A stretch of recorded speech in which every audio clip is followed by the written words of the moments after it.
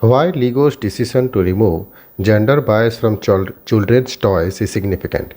Many feminist educators and parents have objected that Lego's toys entered into the sexist domain of pinkification and promoted some of the worst conservative gender stereotypes.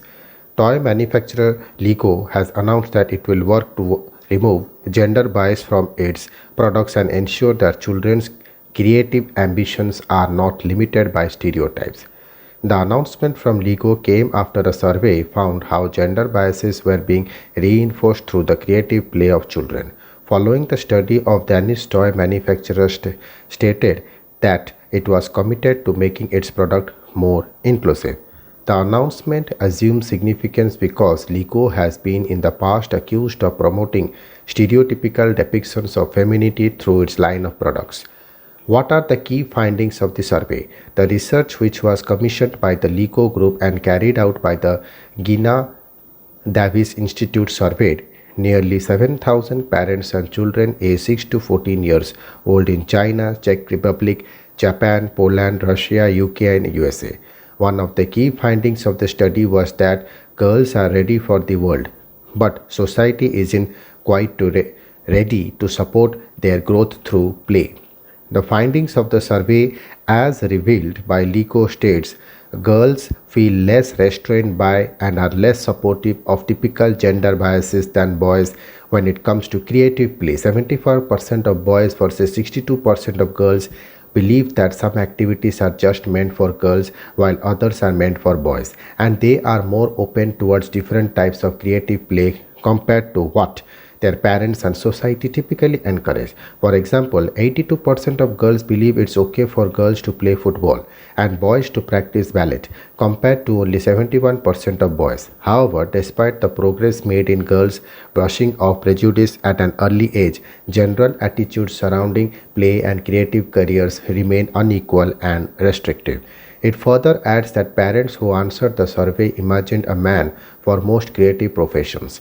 They are almost 6 times as likely to think of scientists and athletes as men than women, 85% versus 15, and over 8 times as likely to think of engineers as men than women. The children surveyed in this research share the same impression, except girls are much more likely than boys to consider a wide range of professions to be for both women and men, it states. The study also found that parents encouraged their sons to physical and STEM activities while daughters were offered dance and dressing up or baking. Parents are more worried that their sons will be teased than their daughters for playing with toys associated with other gender. Madeline D. Non, the chief executive of Gina Davis Institute on Gender in Media, told The Guardian. She added, but it also that behaviors associated with men are valued more high in society. Until society recognizes that behaviors and activities typically associated with women are as valuable or important, parents and children will be tentative to embrace them.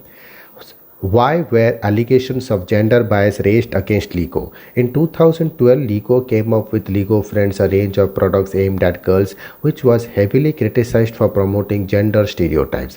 2 years later, a letter written by Charlotte Benjamin, a girl who was 7 years old at that time, on the lack of strong female characters in the series went viral. I love LEGOs, she wrote, but I don't like that there are more Lego boy people and barely any Lego girls. All the girls did was sit at home, go to the beach and shop, and they had no jobs, but the boys went on adventures, worked, saved people and had jobs, even swam with sharks.